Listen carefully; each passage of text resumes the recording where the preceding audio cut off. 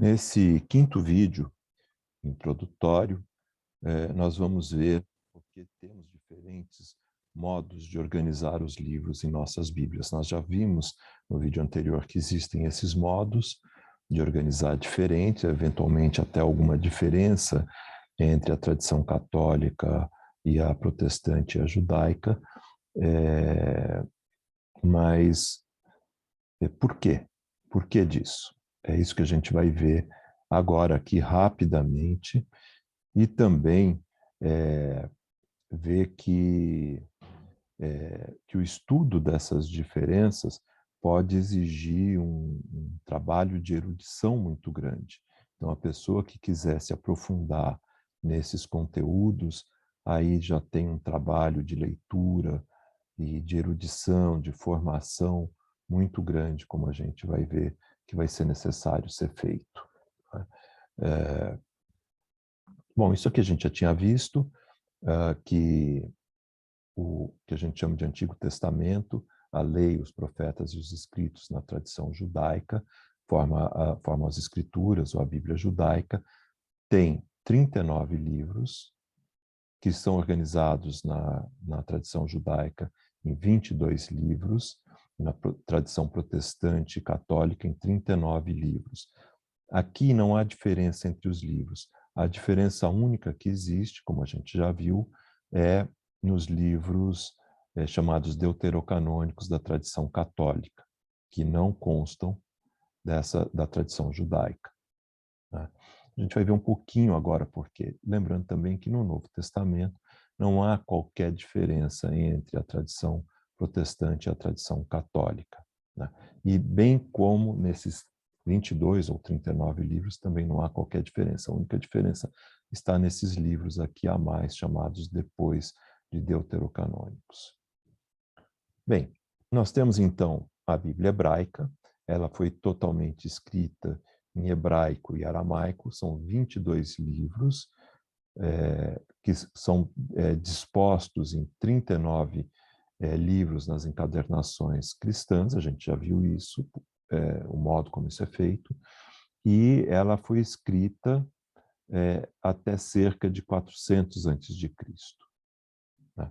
É impossível precisar quando ela começou a ser escrita hoje. Há muitos debates em torno disso, mas certamente a escritura desses livros atravessa pelo menos o primeiro milênio antes de Cristo. Em certo momento, aí no século III antes de Cristo, com as invasões de Israel e Judá pelos assírios e babilônicos, a gente já falou um pouquinho, muito rapidamente disso, mas no futuro a gente vai falar mais, mas no vídeo anterior a gente já viu isso. Os judeus se dispersaram, eles não foram só para esses impérios conquistados, que os conquistam, mas eles se dispersam também, além das cidades e dos locais desse império, por outras cidades no mundo antigo, por outras regiões do mundo antigo. E depois, com o retorno,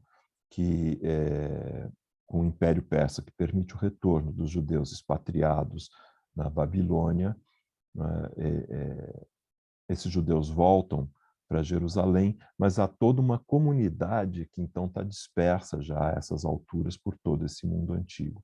E a língua, sobretudo depois do Império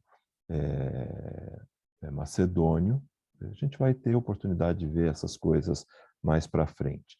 Mas a língua falada no mundo inteiro deixa de ser o aramaico e passa a ser o grego, pelo menos no domínio do Império Macedônio, que abrange boa parte do domínio desses antigos impérios, passa a ser o grego. E os judeus estão dispersos por todo esse mundo, né? Quando vem também o Império Romano, a mesma coisa.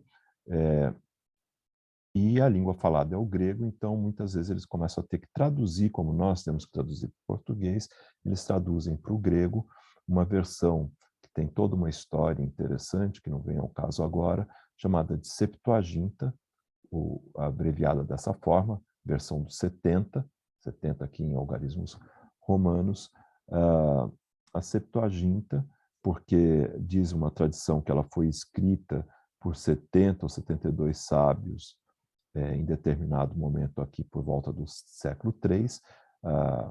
A maior parte das pessoas entende que ela foi escrita entre o século III a.C.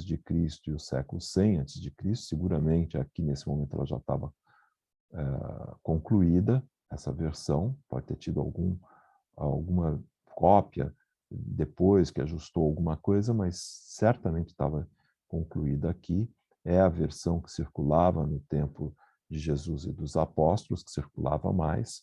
Temos também as versões no grego, ela é uma tradução do grego, né?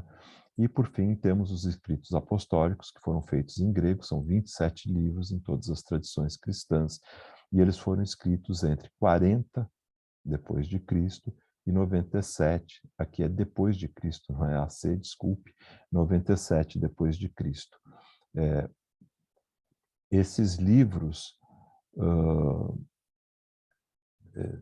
formam as nossas Bíblias.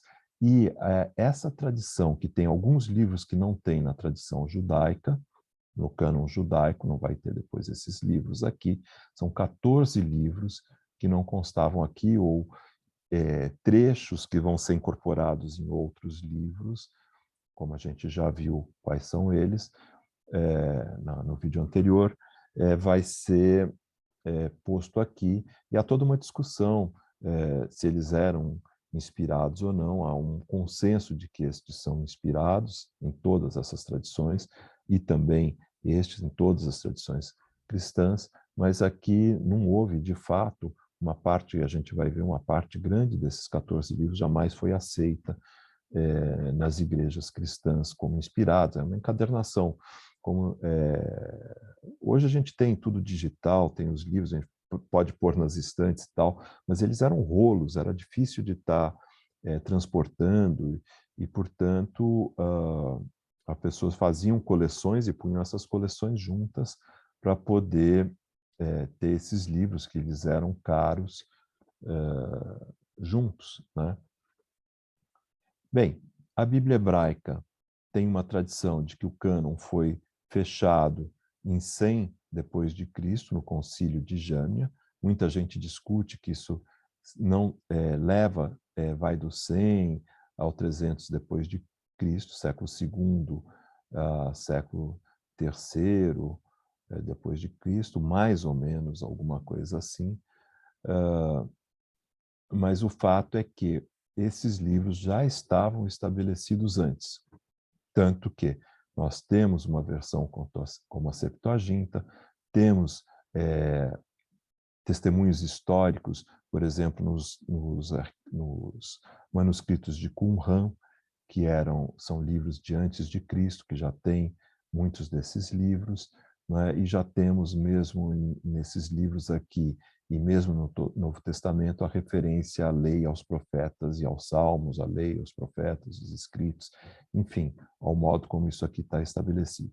E os escritos apostólicos que circulam nas igrejas, eles se consolidam como cânon nesse período aqui, né, em diversos concílios que reúnem todas as igrejas cristãs, fechando que são esses livros, porque em algumas igrejas eram adotados livros que não eram adotados em outras igrejas, né? Mas a gente tem evidências desde o final do primeiro século, começo do segundo, de citações dos pais apostólicos, desses livros aqui que circulavam já em grande medida. Temos também testemunhos de manuscritos desses séculos iniciais, a partir do século II já temos. A questão é que algumas igrejas adotavam livros que outras não reconheciam, então isso teve que ser feito todo um acordo entre as igrejas, uma discussão, para se chegar à conclusão de quais eram os que haviam consenso, né? Bem, da tradução da Septuaginta e da Bíblia hebraica é feita uma tradução para o latim. O latim, depois do grego, se torna, já no Império Romano, já mais avançado, já na nossa era, século III depois de Cristo, ele começa a se tornar a língua oficial, né? A língua mais falada. Então é necessário se fazer uma tradução para a Vulgata, que é feita por Jerônimo, apoiada na Septuaginta e também cotejada com hebraico e outras traduções antigas, né?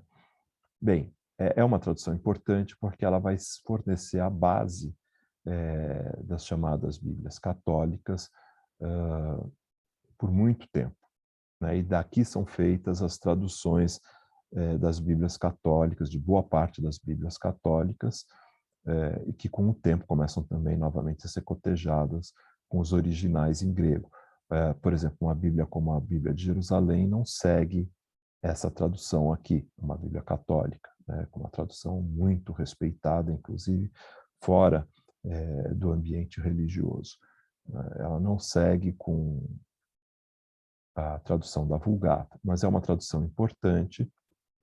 E uma outra tradução, uma outra tradição que vai se formar é a da Bíblia hebraica. Já expliquei um pouquinho para vocês que esses livros estão consolidados já aqui quando é feita a tradução da Septuaginta, mas ao longo destes séculos, até o século X, né, há toda uma tradição de sistematização desses livros que são reconhecidos pelos judeus como a sua Bíblia hebraica, né, que também é acrescida do Talmud e de outros escritos que têm um valor sagrado também para os judeus. Aqui nos interessa essa tradição da Bíblia hebraica, né? Então, qual que é a grande questão que acontece aqui? É que nessas cópias são acrescentadas sinais que são chamados sinais massoréticos, daí vem o termo texto massorético, que é totalmente em hebraico, que vem vindo desses manuscritos antigos, mas o hebraico antigo não tinha vogais. Então, para não se perder, ainda mais quando você tenha a difusão da cultura pela língua grega, pela língua latina, para não se perder a pronúncia do texto hebraico, eles criam esses sinais, são chamados massoréticos. Esse texto, então, é o texto consolidado. A maior parte das Bíblias modernas segue para a tradução do Antigo Testamento a Bíblia hebraica, né? Cotejada muitas vezes com a Septuaginta ou não, aí já tem uma série de questões que são bem mais sofisticadas de serem contadas. Tem a história das traduções da Bíblia, né? Primeiro, porque a partir do século XIX, sobretudo século XX, muitos manuscritos antigos são descobertos, né? Então você passa a ter uma comprovação do texto bíblico bem mais antiga do que você tinha antes, que é o caso, por exemplo, do texto massorético. Com as descobertas de Qumran, você vai descobrir livros de antes de Cristo, quando você só tinha uma tradução completa da Bíblia hebraica aqui, mas, por exemplo, o livro de Isaías, que é o exemplo mais conhecido, em Qumran ele é achado todo um livro inteiro de Isaías, 100 anos antes de Cristo, e tudo isso vai sendo estudado para se verificar essas traduções que a gente vai fazendo para as nossas línguas, aprimorar essas traduções, mas o fato é que a gente tem um acervo de manuscritos antigos que dá uma confiabilidade nos textos bíblicos que nós temos hoje. Voltando então aqui, nós temos a Bíblia hebraico-cristã, com 66 livros, 39 ou 22 da Bíblia hebraica, dependendo de como eles estejam encadernados, e os 27 livros apostólicos. Nas tradições católicas, temos 73 livros, porque temos os 7 livros deuterocanônicos, que constam aqui da Septuaginta e não foram aceitos no cânon hebraico, e depois os protestantes não seguiram o cânon hebraico. Os católicos mantiveram esses 7 livros, que passam a ser chamados de deuterocanônicos, mas você vejam, são 7 livros dos 14 que constavam na Septuaginta, e a Bíblia ortodoxa, ela tem mais livros trazidos, os mesmos 27 do Novo Testamento, mas da Bíblia hebraica nós temos os 39, mais os 7, não só os 7, mas temos mais livros, formando 51 livros desses que vieram aqui, mas ninguém incluiu todos os que estavam na Septuaginta. Porque são coleções, né? As pessoas colecionavam os livros e guardavam junto com os textos sagrados outros textos que eram bem estimados naquela época, né? As pessoas gostavam de ler, porque não tinha essa facilidade que a imprensa vai trazer de reprodução dos livros. São manuscritos, são traduções, é até caro produzir esses livros em pergaminho, em papiro, manuscritos com toda uma série de regras, de escribas trabalhando em equipe para fazer essas traduções, era bem complexo isso, né? Então, houve muito isso de você colecionar os livros juntos, né? Não só os livros sagrados, considerados sagrados, inspirados, mas todos outros livros que eram muito estimados, né? Bem, tudo isso que eu estou falando aqui decorre de estudos sofisticadíssimos. Pessoas levam anos estudando isso, para estudar o hebraico e o grego, que dizer o aramaico também, mas para estudar o hebraico e o grego, são anos de estudos. Só para você ter uma formação básica do grego e do hebraico, são 4 anos. Isso não te dá ainda autonomia para sair se aventurando em traduções desses manuscritos, mas depois você tem que conhecer os manuscritos também, você tem que conhecer os estudos históricos que contextualizam todo esse material, estudos literários que vão nos permitir aprofundar no conteúdo literário, nos estilos, tal como eles eram feitos antes, e a própria teologia, né, que afeta a nossa leitura contemporânea da Bíblia, além de estudos que são de natureza pastoral, sejam para as tradições católicas ou as tradições protestantes, porque é a aplicação desses livros para os dias de hoje, para as comunidades no dias de hoje. Tá? São estudos que levam anos de amadurecimento, que pressupõem que você já tem um conhecimento desses livros aqui. Não é porque você leu uma vez que você vai entender profundamente todos os conteúdos. Nem duas. A gente vai lendo muito esses livros até que a gente começa a perceber toda a sofisticação, todo o ensino. Porém, tem uma coisa, os ensinos básicos que estão nesses livros são claros, é um pouquinho disso que a gente vai estar tratando no segundo módulo, não nesse módulo, quando a gente começa a ler, então, livro por livro, né? Mas é importante saber que essas coleções de livros, que a gente viu já lá no comecinho desses vídeos, formam um único livro, eles se remetem, um livro remete ao outro, né? É bem sofisticado esse entendimento, é muito interessante quando a gente começa a perceber isso, né? Então, o que eu recomendo para você, né? O que eu já disse antes, no outro vídeo, leia as Escrituras, também não toma cuidado, vou abrir e saber o que a Escritura diz hoje para mim. Isso não existe, né? Isso é bobagem, as Escrituras não são um livro de adivinhação, né? Eles são um livro de ensino. Então, você precisa ler o contínuo e começar a entender a linguagem, começar a entender quais são os principais ensinos, a ver a coerência desses ensinos uns com os outros. Um ensino é revisitado no outro livro. E se você vai começar a ler, começa pelos livros também que são mais fáceis. Obviamente, os livros do Novo Testamento são mais fáceis de serem lidos. Alguns dos livros do Antigo Testamento, como os livros como o livro do Gênesis, né? É um livro cheio de belíssimos ensinos. Mas se você quiser fazer um aprofundamento, aí sim, aí é todo um estudo de muito tempo que a gente tem que fazer, um amadurecimento, não é só o estudo, é o amadurecimento, sobretudo na vida de fé a partir desses livros, né? Ou seja, nós somos transformados, nós somos impactados pela leitura desses livros. Bem, daí, se o que eu quero mesmo é ler a Bíblia, se o meu objetivo não é me aprofundar por todos esses estudos de erudição, eu quero ler a Bíblia, quero ter uma boa tradução, essa então seria a sua pergunta mais prática agora, né? Quais são as melhores traduções para o português?